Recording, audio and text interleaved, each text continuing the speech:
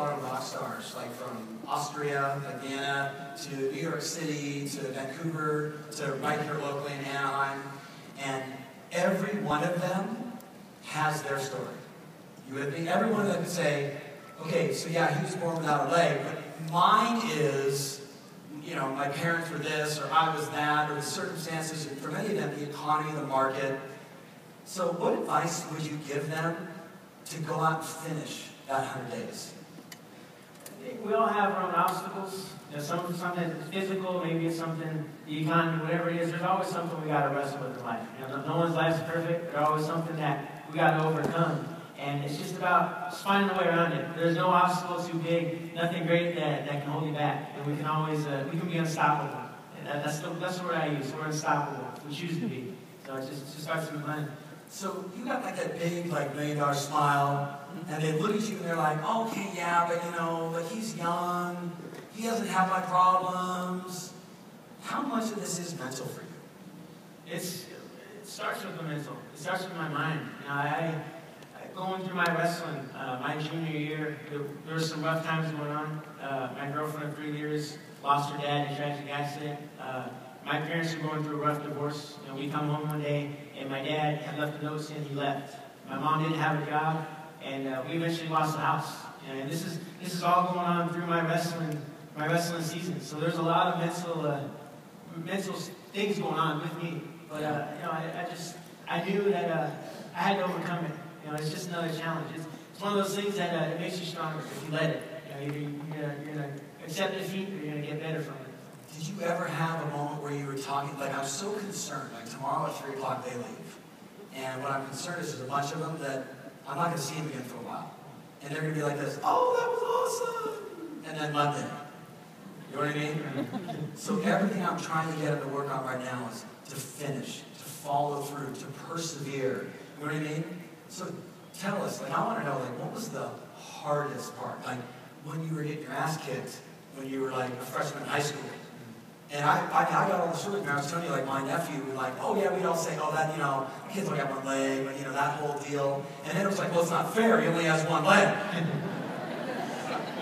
You know what I mean? Like, he took the adversity as your mom, God bless her, right? And she said he took adversity to absolute advantage. But I want you to tell this group about the hardest moment, like losing, and how you overcame it. I lost a lot. Most people quit. Yeah, well, most people quit. You know, I thought about quitting, but always in the back of my mind, I knew what I was wrestling for, and I knew what I was fighting for. It was more than just a medal or just to win a tournament. It was for my family. You know, it was for me. It was to prove to myself that nothing was going to hold me back. And I had my family to fall back on. You know, they helped me accountable. You know, they helped me straight onto that goal of what I was going for. They were always encouraging me, no matter what negative things the outside world brought in. I knew I could always go home. I always had someone I could meet up against who could help build me up. So you got to get that strong support group. Is what I'm hearing. Absolutely. I couldn't have done it without them. You know, I had a huge support group. You know, all the way from wrestling, but nutritionist, my mental coach, my family. Just that support system to hold me, keep me grounded, you know, keep me on track where I wanted to go, and I couldn't have done without them. You know, they helped to lift me up to that national title. Tell us about the mental coach. What's so great today, and you know, like professional and the collegiate level, and it's like professional athletes.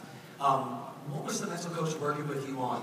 What were some of the things they helped you? You know, the science of keeping your head right. What did they say? It was a grind. You know, wrestling, cutting weight, school, everything. It wore me. You know, so, man, I just wanted to be done. You know, I was just like counting down the days, and they helped me to look at it a different way. They're going to be doing that.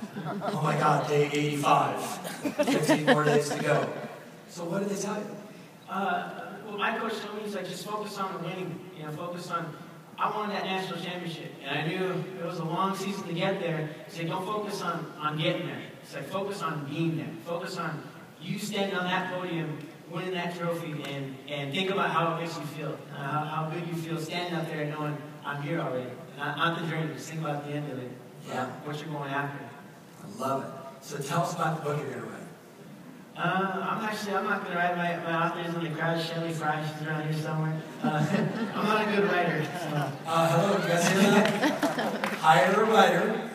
So what's the book going to be about? It's going to be my life story, from not just wrestling, but from being born. You know, I was born missing my leg. Doctors still to this day don't know what happened.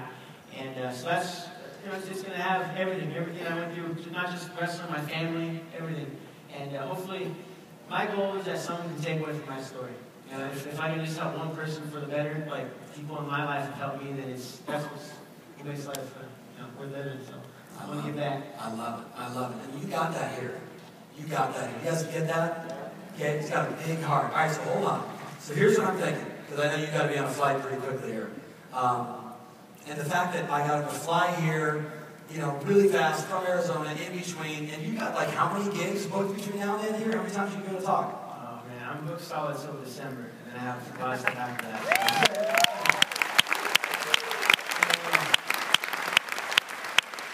And you got to raise your fees. You got to raise, how about me? You got to raise on everybody else.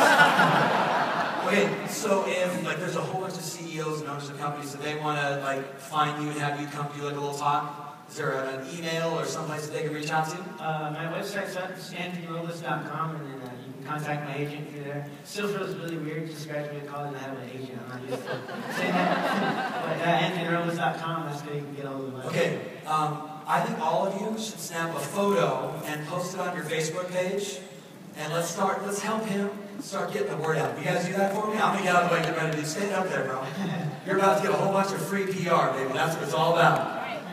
Get some photos and get this guy up on Facebook, and let's get the word out, because this guy's got an amazing, amazing story. Snap it up.